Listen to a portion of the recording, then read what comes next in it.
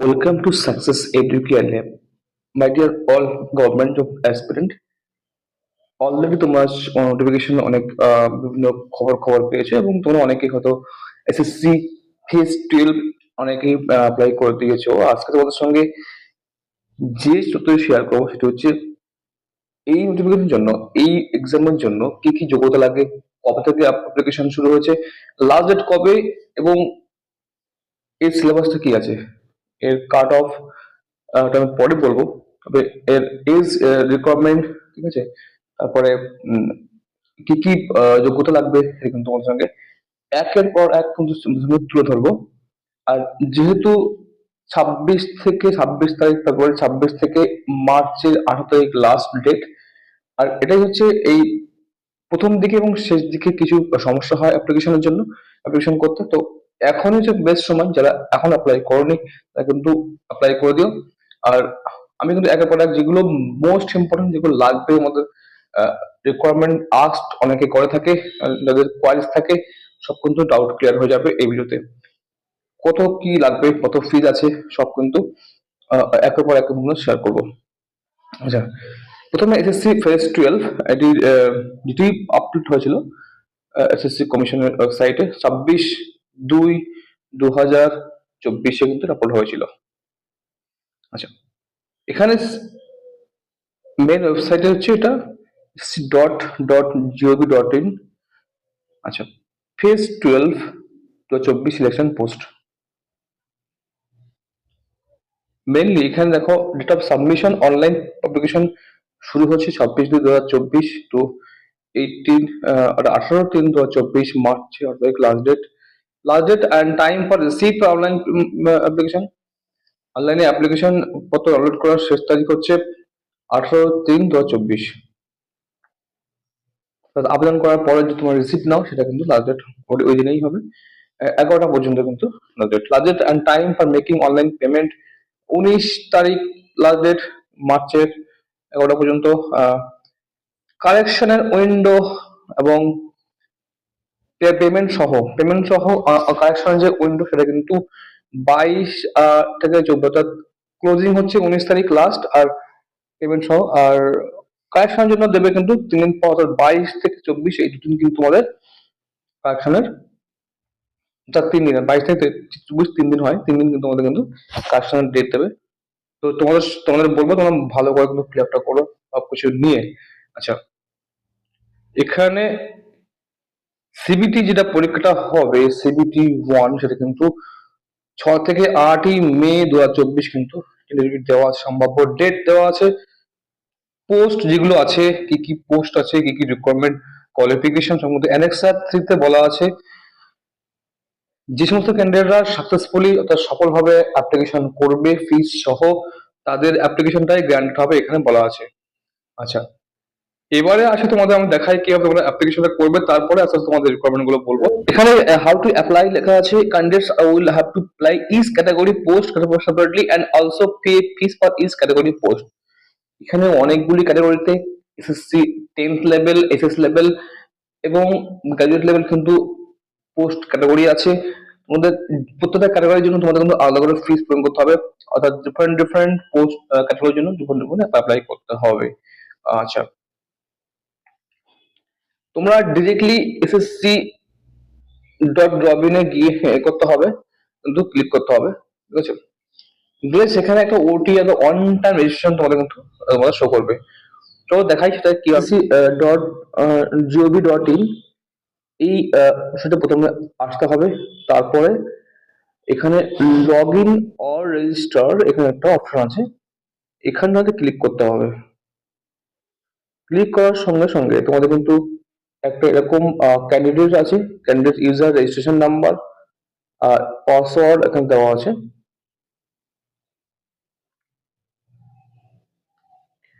তো এখান থেকে তোমাদের কিন্তু, যেহেতু তোমাদের প্রথমে রেজিস্ট্রেশন থাকে না অনেকের, তো যাদের আছে তাদের কোনো ব্যাপার নেই, যাদের নেই তাদের কিন্তু প্রথমে রেজিস্টার নাও এখানে কিন্তু ক্লিক করতে হবে।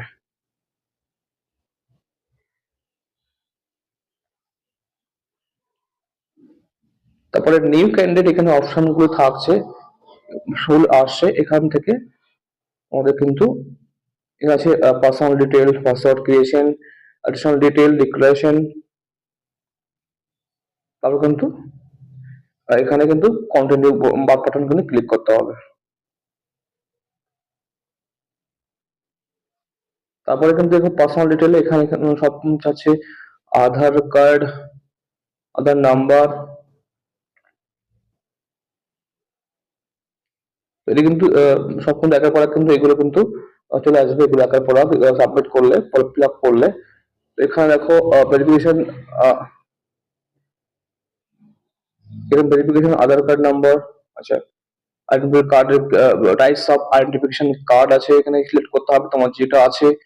আচ্ছা, ক্যান্ডিডেটস নেম, এখানে ম্যাট্রিকুলেশন যে সার্টিফিকেট সেখানে কিন্তু উল্লেখ সেখানে সেটাই তোমাকে দিতে হবে এখানে। এখানে ভেরিফাই ক্যান্ডিডেটস নেম, আবার ভেরিফাই করতে হবে, নাম করতে হবে। আচ্ছা, have you ever change name, এখানে ইয়েস আর নো, নিউ নেম থাকলে ওগুলো করতে হবে। তারপর জেন্ডার, তারপর ডেট অফ বার্থ ডিফাইন করতে হবে। তারপর father's name, verify mother's name. আচ্ছা, মেট্রিকুলেশন এডুকেশন বোর্ড এখানে সিলেক্ট করতে হবে। প্রতিটি কিন্তু কলাম কম বেশি কিন্তু সব ভেরিফাই করতে হচ্ছে। তারপর রোল নাম্বারটা এখানে সিলেক্ট করতে হবে যেটা ছিল আর কি মেট্রিকুলেশন। ঠিক আছে, ইয়ার অফ পাসিং সবকিছু এখানে সিলেক্ট করতে হবে। ক্যান্ডিডেটস মোবাইল নাম্বার, তারপর সেভ আর নেক্সট এখানে কিন্তু বাটনে ক্লিক করতে হবে। যেহেতু আমার যেহেতু অ্যাপ্লাই করছি না, সুতরাং এটা তুমি অ্যাপ্লাই করলে কিন্তু নেক্সট সেভ সেভ করলে নেক্সট পেজ কিন্তু দেখাবে। যেহেতু এখানে আনফিল আছে ওই জন্য কিন্তু এখানে করছি না। আচ্ছা, এখানে দেখাচ্ছে না, সেভ নেক্সট নিচ্ছে না। ঠিক আছে, তো এই ছিল তোমাদের এটা এটা হচ্ছে তোমাদের কিভাবে তোমরা রেজিস্ট্রেশন করবে। তারপরে কিন্তু নেক্সট আসি তোমাদের কি কি যোগ্যতা লাগছে এখানে। ঠিক আছে, আচ্ছা, এখানে কিছু ইম্পর্টেন্ট কথা বলা আছে যে আম, যদি কারোর কোয়ালিফিকেশন যদি না মিটিং মানে শর্ত পূরণ না হয় তখন যখন তখন তার ক্যান্ডিডেট বাতিল হয়ে যেতে পারে যে কোনো স্টেজে, সেটা কিন্তু বলা আছে। সুতরাং এজ কোয়ালিফিকেশন দিয়ে কিন্তু অ্যাপ্লাই সমস্ত আপডেট কিন্তু প্রত্যেকটা রিজিনাল অফিসের যে ওয়েবসাইট সেটা কিন্তু দেওয়া হবে, তাদের কিন্তু ক্যান্ডিডেটদের অ্যাপ্লাই করার পরে সমস্ত নোটিফিকেশন সংক্রান্ত সব কিন্তু এখানে খবর রাখতে বলা হবে। যেটা বলা হচ্ছে যে ডিপার্টমেন্ট থেকে যেগুলো ভ্যাকান্সি এসেছে বিভিন্ন ডিপার্টমেন্ট মিনিস্ট্রি থেকে, সেই ভ্যাকান্সি গুলো কিন্তু অল্টারেবল নয়, সেগুলো কিন্তু অল্টার করা যায় না, চেঞ্জ করা যাবে না, সেটা কিন্তু ফিক্সড, সেটা এখানে কিন্তু মেনশন আছে।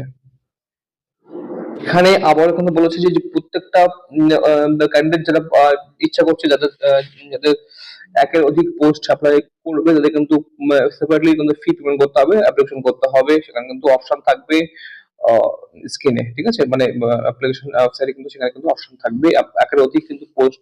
ভ্যাকান্সি নিয়ে কোনো আপডেট থাকলে আপডেট মানে ডাউট কারো কোনো দরকার নেই ডাউট করার, কারণ যদি কোনো মিনিস্ট্রি বা ডিপার্টমেন্ট ভ্যাকান্সি ফিল আপ মানে ডিক্লেয়ার করে দিয়েছে এই নোটিফিকেশনে, যদি সেই ডিপার্টমেন্ট উঠে যায় বা মানে মার্জ হয়ে যায়, সেটা কিন্তু তাদের চাকরি কিন্তু বাদ হবে না।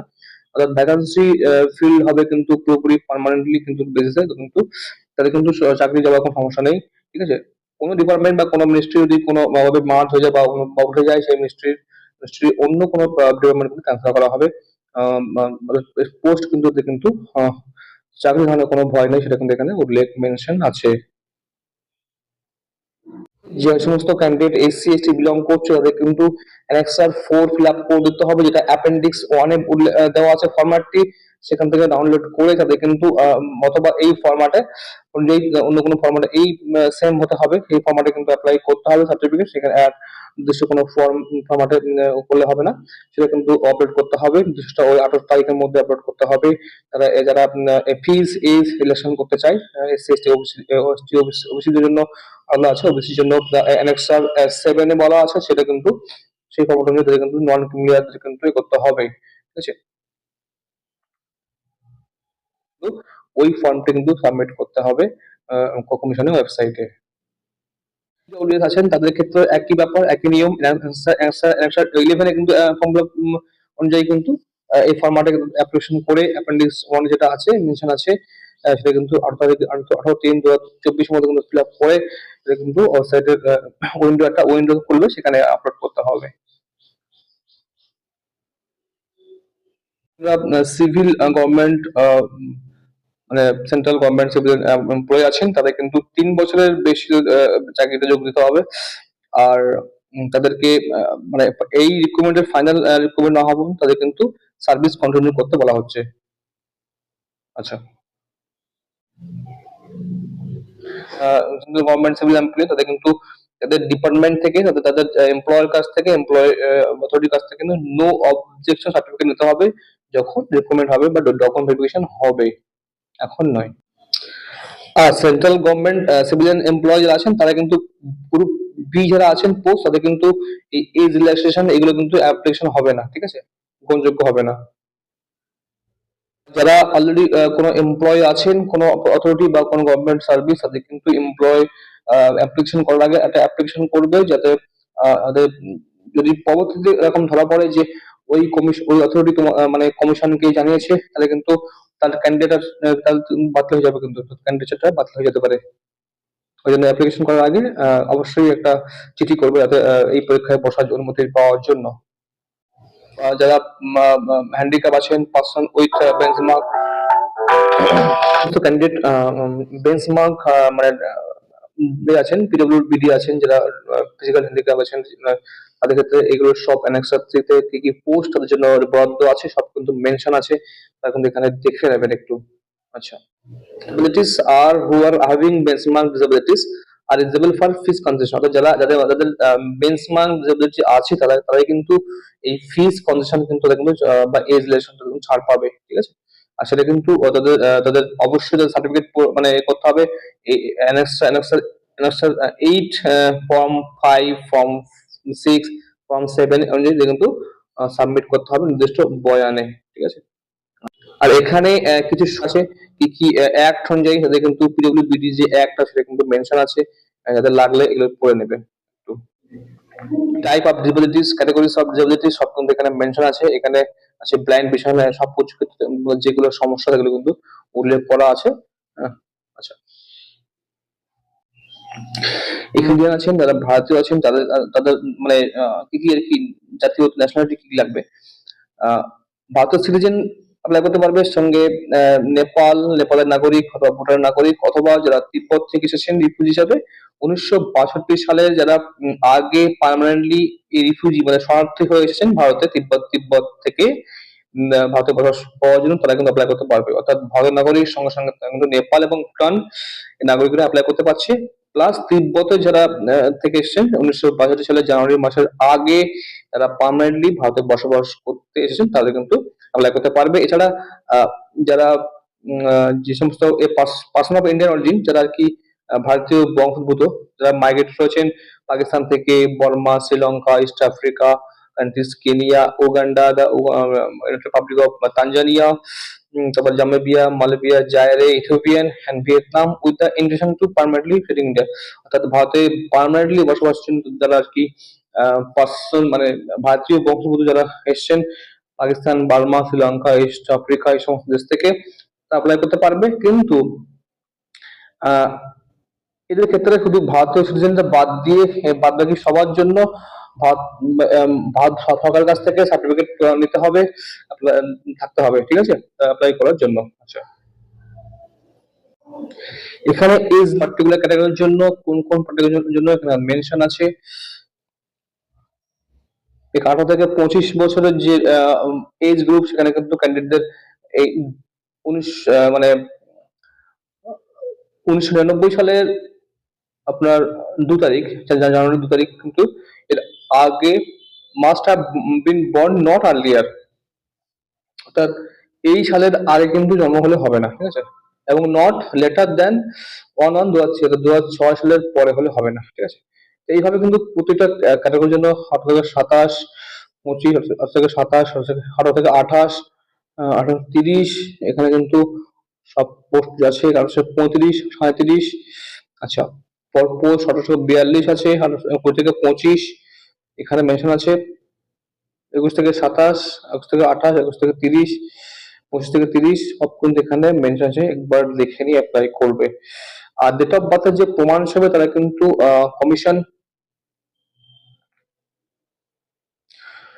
কোশ্চেন কিন্তু ম্যাট্রিকুলেশন যে মাধ্যমিকের সার্টিফিকেট সেখান থেকে কিন্তু তারা কিন্তু প্রমাণ করবে, তারা কিন্তু প্রমাণ হিসাবে কিন্তু অ্যাপ্লাই গ্রহণযোগ্য হবে অনলি ম্যাট্রিকুলেশন সার্টিফিকেটটাই, ঠিক আছে। যেখানে যেটা পত্র আছে সেটা কিন্তু তারা কিন্তু ধরবে। এবারে রিল্যাক্সেশন আপার লিমিট লেজ, এখানে কিছু আছে ক্যাটাগরি এসসি এর জন্য 5 বছর, ওবিসি 3 বছর, পিডব্লিউবিডি 10 বছর, পিডব্লিউবিডি বলে ওবিসি থাকলে স্যার 13 বছর হয়ে যাচ্ছে। পিডব্লিউবিডি যারা এসসি এর জন্য থাকবে প্রায় 15 বছর থাকছে, এক্স সার্ভিসম্যান 3 বছর। আর যারা আছেন তাদের কিন্তু সার্ভিস ইয়ার বাদ দিয়ে, ধরুন কেউ যদি 10 বছর সার্ভিস করে, সার্ভিস ইয়ার তার এজ থেকে 10 বছর বাদ দিয়ে কিন্তু 3 বছর ছাড় পাবে, ঠিক আছে। এইভাবে কিন্তু করা আছে। যারা যে সমস্ত ডিফেন্স পার্সোনাল, যারা আর কি ডিফেন্স চাকরি করতো, তারা যদি কোনো আঘাতপ্রাপ্ত হয়ে বা কোনো পঙ্গু টঙ্গু এরকম হয়ে গিয়ে যদি যায়, তাদের কিন্তু মানে তাদের ক্ষেত্রে 3 বছর আছে, 3 বছরের জন্য ছাড় আছে। আর সমস্ত মানে ওই সমস্ত যারা ডিফেন্স পার্সন, যারা কিন্তু ডিসেবল হচ্ছে কোনো অপারেশন, কোনো অপারেশনে গিয়ে বা ফরেন কান্ট্রিতে হসপিটালিটিস কোনো শত্রু দেশ থেকে আঘাতপ্রাপ্ত হয়েছে, তারা যদি এসসি এসটি হয় তাদের কিন্তু জন্য 8 বছর কিন্তু সময় পাবে, ইলেকশন আছে আছে, ঠিক আছে। গভর্নমেন্ট সিভিলিয়ান এমপ্লয়ি আছেন তারা কিন্তু 40 ইয়ার্স সাথে ছাড় পাবে, এসটি এসটি হলে 45, আর ডাইভোর্স মানে বিধবা এগুলো হলে বিধবা, তারপরে ওমেন ইউজুয়ালি সেপারেটেড, হ্যাঁ, এগুলো কিন্তু হলো 35 ইয়ার্স অফ এজ তারা কিন্তু পারবে। আচ্ছা, আচ্ছা, বিধবা তারপরে স্বামী হারা এরা আর কি আছেন, তারা আর কি এসটি এসটি হলে কিন্তু 40 এজ পর্যন্ত অ্যাপ্লাই করতে পারছে। এখানে কিছু ইএসএম ডেমনস্ট্রেশন দেওয়া আছে, তারা ইএসএম মধ্যে পড়ছে সব কিন্তু এখানে কিন্তু মেনশন আছে, একবার দেখে নেবেন। অ্যান্সার 9 তাদের কিন্তু ফর্ম ফিল আপটা করে দিতে হবে। অ্যান্সার তারপরে আরেকটা করতে হবে, অ্যান্সার 9 এও দুটো কিন্তু ফর্ম ফিল আপ করতে হবে তাদের জন্য। ডিটেলস আমাদের বলানো আছে, যারা এএসএম এর মধ্যে করতে গেলে কি কি শর্ত লাগবে সেগুলো দেওয়া আছে। Who rank sub rank whether an combatant or non combatant in the regular army, সব কিন্তু এখানে মেনশন আছে।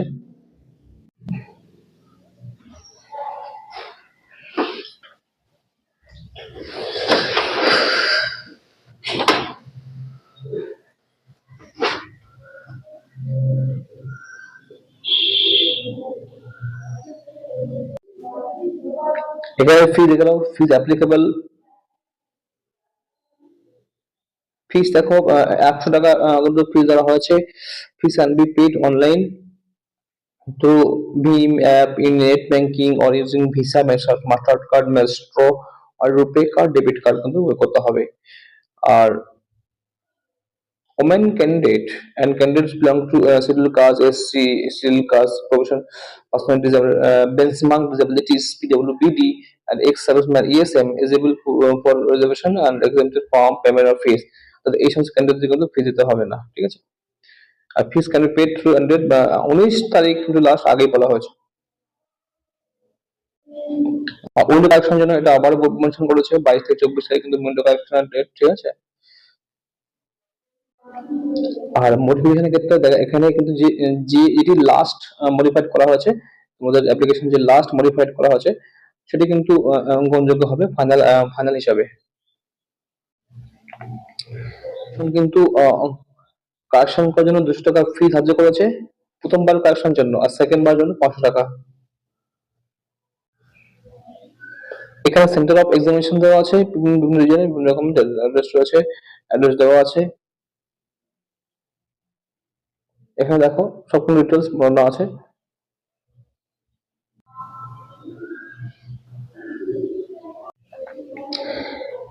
এখানে দেখো স্কিমস অফ এক্সামিনেশন কিন্তু দেওয়া আছে, যেটা সেপারেট 3 সেপারেট কম্পিউটার বেস, তিনটে কিন্তু এক্সাম হবে প্রত্যেকটা, মানে এর জন্য মাধ্যমিক লেভেল, হায়ার সেকেন্ডারি লেভেল এবং graduation level. For post with minimum qualification, higher secondary matriculation and graduation above level, যে শব্দ কি আছে মার্কস ডিভাইড করা আছে, দেখতে হবে।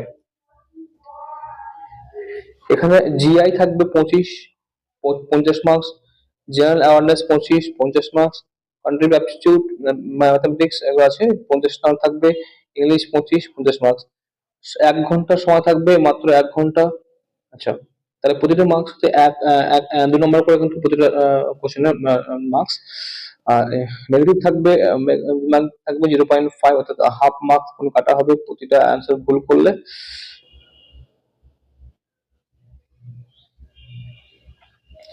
আর মার্কস কিন্তু নর্মালাইজড করা হবে, ঠিক আছে, সেটা কিন্তু সবাই জানো। আর skill test, typing test, data entry, যেগুলো কম্পিউটার প্রফিসিয়েন্সি টেস্ট, সেগুলো কিন্তু হবে, যে যেখানে যা কোয়ালিফিকেশন সেখানে বলা আছে।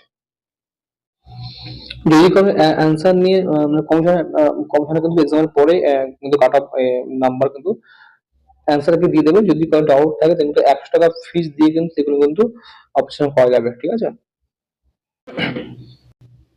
দেখো ম্যাট্রিকুলেশন যে মাধ্যমিক লেভেলের যে কোশ্চেন আসবে সেটা কিন্তু সিলেবাস দিয়েছে।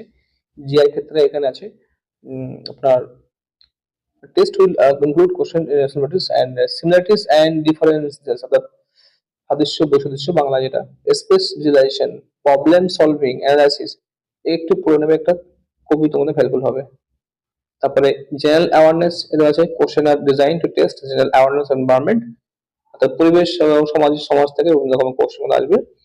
Question arcs design test knowledge, current অর্থাৎ বর্তমান যে ইভেন্ট, কারেন্ট অ্যাফেয়ার্স থেকে কিন্তু আসবে। এভরিডে প্রতিদিনের যে ম্যাটার গুলো থাকে, এক্সপেরিয়েন্স, সাইন্টিফিক টেস্ট, বৈজ্ঞানিক যে ব্যাখ্যা, সেগুলো কিন্তু মানে আসবে। Include question related to India, Bharat এবং নেইবারিং কান্ট্রিজ থেকে, স্পট হিস্ট্রি, ইতিহাস, সংস্কৃতি, ভূগোল, ইকোনমিক্স, জেনারেল পলিটি, সংবিধান থেকে কোশ্চেন আসবে, রিসার্চ, এগুলো থেকে কিন্তু একবার কিন্তু এটা সিলেবাস দেখে নেবে। আচ্ছা, কন্টিনিউ অ্যাপটিটিউড হচ্ছে number system, decimal, fraction, arithmetical operation, ratio, proportion, averages, interest, সব কিন্তু এখানে মেনশন আছে। ল্যাঙ্গুয়েজ কি হবে? ল্যাঙ্গুয়েজ আপনার 10th লেভেলে যে candidates understand basic English language, vocabulary, grammar, sentence structures, antonyms, correction, এগুলো কিন্তু তোমাদের কিন্তু সিলেবাসে আছে। আচ্ছা, সিলেবাস সেম, কিন্তু টপিকস একটু ডিফারেন্ট হবে, কারণ এটা এইচএস লেভেলে একটু ডিফিকাল্ট আসবে, একটু ডিফিকাল্ট থাকবে। এখানে এক্সট্রা কিন্তু অ্যাড হয়েছে প্রতিটা সেকশনে। জেনারেল নলেজ ক্ষেত্রে, কন্টেন্ট অবজেক্টিভ ক্ষেত্রে সব কিন্তু একটু বেড়েছে। এইচএস লেভেলের ক্ষেত্রে ইংলিশের ক্ষেত্রে একটু লেভেল হাই হয়েছে। গ্রাজুয়েশন ক্ষেত্রেও একই, গ্রাজুয়েশন লেভেলের ক্ষেত্রে তোমাদের এখানে তখন সব দেওয়া আছে মেনশন, অ্যাপটিটিউড, ঠিক আছে। এখানে 2 কপি যখন সিবিটি 1 হবে, সিবিটি অ্যাপ্লাই করার সময় 2 কপি ফটো কিন্তু লাগবে সঙ্গে, যেখানে একটি অ্যাডমিট কার্ড মানে মেনশন আছে, ডেট অফ বার্থ মেনশন আছে, সেমন কোনো আইডেন্টি প্রুফ কিন্তু দেওয়া আছে। এর মধ্যে যে কোনো একটা হলেও হবে, Aadhaar card, voter card, PAN card, এগুলো কিন্তু পরের মধ্যে লাগবে। এখানে কিছু ক্যাটাগরি যে রিজার্ভ করে রেখেছে, 30% হচ্ছে ইউ এর জন্য, ওবিসি ইউ এর জন্য 45%, আদার জন্য 20% কিন্তু আপনার থাকবে। অর্থাৎ এই মানে যা কোশ্চেন নাম্বার থাকবে সেই নাম্বারে যত নম্বরের পরীক্ষা হবে তার এত পার্সেন্ট হলে কিন্তু ইউআররা 30% হলে, ওবিসি ইউএসরা কিন্তু 25% হলে, আদার ক্যাটাগরির জন্য 20% হলে কিন্তু নেক্সট হাইয়েস্টের জন্য তাদের কোয়ালিফাই হবে। অর্থাৎ এখন তো কাটা ভাই হচ্ছে, সুতরাং একটা মিনিমাম ক্যাটাগরি তোমাদের কিন্তু একটা মিনিমাম একটা হিসাব নাম্বার দিয়ে রেখেছে, এটা কিন্তু সেই নাম্বারটা। আচ্ছা, এটা মিনিমাম হলে কিন্তু তোমরা কিন্তু কোয়ালিফাই, যদি না কাটা থেকে হাই হতে পারে। আচ্ছা, তো আর ক্যান্ডিডেট শর্টলিস্ট করা হবে অনেস্ট মানে সিবিটি 1 এর ক্ষেত্রে, প্রভূত সিবিটির জন্য কোয়ালিফাই করানো হবে অনেস্ট টু 30% ক্যাটাগরিতে। কোনো পোস্টে যে কোনো ক্যাটাগরিতে যদি 5টা ভ্যাকান্সি থাকে তাহলে অনেস্ট টু 30, অর্থাৎ একটার জন্য 30টা কিন্তু ডাকা হবে। আর যদি যেখানে 5 আর বেশি ভ্যাকান্সি আছে সেখানে কিন্তু অনেস্ট টু 15 ডাকা হবে, ঠিক আছে, মিনিমাম 150 জনের। আচ্ছা, আর যারা পিডব্লিউবিডি অর্থাৎ ইএসএমএস ক্যান্ডিডেট আছেন, তাদের কিন্তু যারা মিনিমাম কোয়ালিফাই নাম্বার পেয়ে কোয়ালিফাই কাট অফ পেয়ে কোয়ালিফাই করেছে, তাদের কিন্তু শর্টলিস্ট করা হবে প্রত্যেকের সেই স্ক্রুটিনি প্রসেসের জন্য।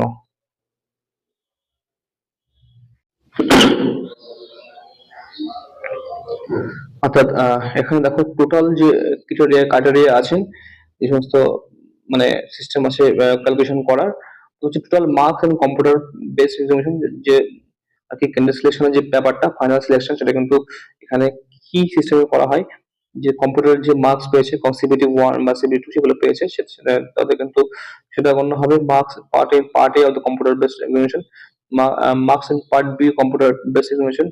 আচ্ছা, date of birth with holder candidates place higher, অর্থাৎ যারা বেশি বয়স তাদের কিন্তু আগে দেওয়া আনতে হবে। তারপরে যাদের নামের অক্ষর যাদের মানে যাদের ফার্স্ট তাদের কিন্তু আগে জানতে হবে। এইগুলো কিন্তু আগে করা হবে প্রেফারেন্স ক্ষেত্রে, ঠিক আছে, প্যানেল তৈরির সময়। আচ্ছা, এখানে কি কি কারণে অ্যাপ্লিকেশন বাদ হতে পারে সেটা কিন্তু বলা আছে। অ্যাপ্লিকেশন ইনকমপ্লিট হলে, সিগনেচার এগুলো ঠিকঠাক না করলে, সিগনেচার তারপরে ডকুমেন্ট সঙ্গে না মিললে, ঠিক আছে। আচ্ছা, ছবির সঙ্গে না মিললে, হ্যাঁ, আচ্ছা, ছবি ঠিকঠাক স্পষ্ট না হলে, আহ, এগুলো কিন্তু হুম, যদি এজ না ফুলফিল হয় সবগুলোর জন্য। তো আরো আছে, এগুলো আরো দেওয়া আছে, ঠিক আছে, না থাকলে, ঠিক আছে। আচ্ছা, পরীক্ষার সময় কোনো রকমের করলে, মানে ডিসক্রিপেন্সি করলে, কোনো কিছু আইটেম নিয়ে গেলে সেগুলো যদি কোনো ডিবাগ হয়ে যায়, ঠিক আছে, ম্যাল প্র্যাকটিস যেটাকে বলে সেটা কিন্তু। আচ্ছা, বিভিন্ন বিভিন্ন রকমের অসঙ্গতি থাকলে কিন্তু যখন তখন কিন্তু, সুতরাং তোমরা কিন্তু গাইডলাইন মেনে সঠিক প্রিপারেশন মানে পরীক্ষা দিতে যাবে, পরীক্ষা দেবে, ঠিক আছে, অ্যাপ্লাই করবে। আর কি কি কোন কোন ম্যাল প্র্যাকটিস করলে বা বদমাইশি করলে সেটা কিন্তু কি কি সাজা হবে সেটা কিন্তু বলা আছে, 2 ইয়ার্স 3 ইয়ার্স সব কিন্তু বলা আছে।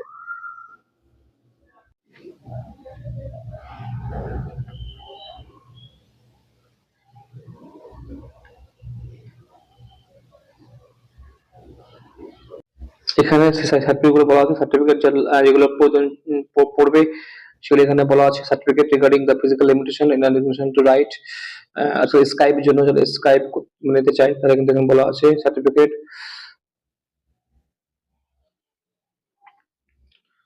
তারপরে অ্যানেক্সার অ্যানেক্সার 1B আছে, ঠিক আছে, letter of taking using on Skype বলা আছে। তো একের পর এক কিন্তু কিন্তু এখানে অ্যানেক্সার 2A, সব সেই সমস্ত যেগুলো বলা আছে আগে মেনশন সেগুলো কিন্তু তাদের যে সার্টিফিকেট লাগবে তাদের কিন্তু এখানে দেওয়া আছে, তোমরা কিন্তু এখান থেকে ডাউনলোড করে নিতে পারো। আচ্ছা, এখানে সেই অনলাইন যেটা আমি প্রথমে দেখিয়েছি এটা কিন্তু আছে, কিভাবে রেজিস্ট্রেশন করবে সব কিন্তু এখানে দেওয়া আছে, অ্যান্ড্রয়েড লগ ইন পয়েন্ট সব কিছু দেওয়া আছে, ঠিক আছে। দেখুন সব কিন্তু এখানে মেনশন আছে, এটা আমি আগেই দেখিয়েছি। এই দেখুন সব এখানে দেওয়া আছে, এখানে দেখুন। আচ্ছা, এখানে সবগুলো আছে। সেভ নেক্সট, এখানে সব কিন্তু রেজিস্ট্রেশন করা হয়ে গেলে আবার লগ ইন করে সেখানে কিন্তু পাসওয়ার্ড এখানে কিন্তু সবকিছু দেওয়া আছে, কিভাবে আসবে সেভ নেক্সট, ঠিক আছে। আচ্ছা, ডিক্লারেশন লাস্ট, কিন্তু এটা কিন্তু লাস্ট ফাইনাল এটা ডিক্লারেশন। আচ্ছা, এবারে অনার্সার 5 অনলাইন পজিশন ফর্ম, ঠিক আছে।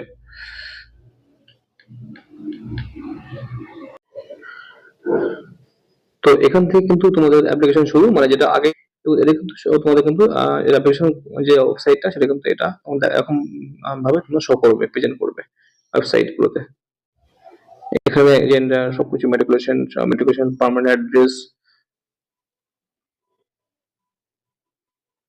তারপরে পিনকোড যেমন মোবাইল নাম্বার, এখানে এক্সপেরিয়েন্স ব্যাপারটা বা সবকিছু এখানে আছে, সব অপশন দেওয়া আছে, ঠিক আছে।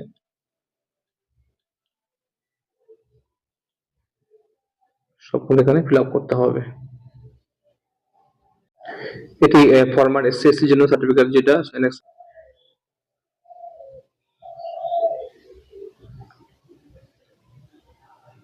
এটি এনএক্সাস 7,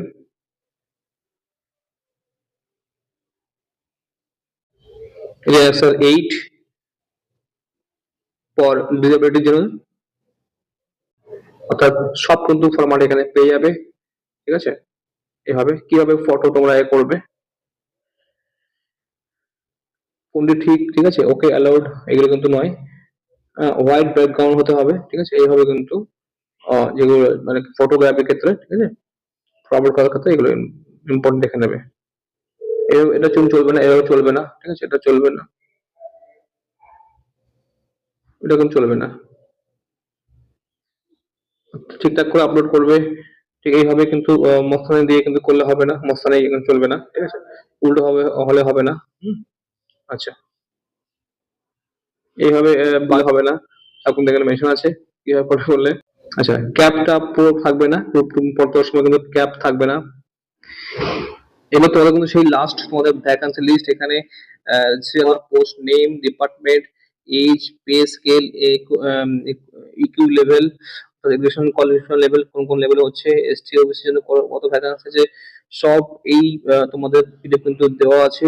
এটি 103 থেকে শুরু হচ্ছে পিডিএফ থেকে, তোমরা কিন্তু দেখে নেবে কোন কোন পোস্টে কিন্তু সব কিন্তু দেওয়া আছে। হায়ার সেকেন্ডারি, গ্রাজুয়েশন, কিন্তু সব পোস্ট মেনশন করা আছে কোন কোন পোস্টের জন্য। তো এটা কিন্তু অনেকটাই পেজ, ঠিক আছে? অনেকটা পেজ আছে, এখানে দেখে নেবে। আচ্ছা, লাস্ট কন্টিনিউ রিডিং 140, সব কিন্তু তোমাদের এখানে সমস্ত ডিটেলস এখানে পেয়ে যাবে, কোথায় কোন ভ্যাকান্সি আছে সব ডিটেলস এখানে তোমরা পেয়ে যাবে। এখানে দেখো তোমাদের টোটাল ভ্যাকান্সি যেটা বলছে, টোটাল ক্যাটাগরি অনুযায়ী আপনার দেখুন দেওয়া আছে 124, 235, 456, সব কিন্তু এখানে ডিটেলস এখানে বলা আছে। টোটাল তোমাদের সামথিং 2049টা কিন্তু ভ্যাকান্সি কিন্তু এখানে মেনশন আছে, 2049 কিন্তু আমাদের ভ্যাকান্সি, ঠিক আছে? তো ফ্রেন্ডস, এই ছিল তোমাদের সমস্ত ডিটেলস নোটিফিকেশন, সবকিছু আমাদের জানালাম, ঠিক আছে? তোমাদের ডিটেলস এখান থেকে কিন্তু আমাদের অনেক কিছু তোমরা কিন্তু করে কিন্তু তোমাদের মিটবে। আহ, সবকিছু একটু যে তোমাদের শেয়ার করলাম। আর যদি এভাবে তোমাদের ইনফরমেটিভ ভিডিও পেতে চাও তাহলে অবশ্যই চ্যানেল সাবস্ক্রাইব করে পাশে থাকবে, নোটিফিকেশন বেলটি অন করে রাখবে যাতে পরবর্তী কোনো রকম আপডেট তোমাদের সবার আগে পৌঁছায়। Thank you for watching, thanks.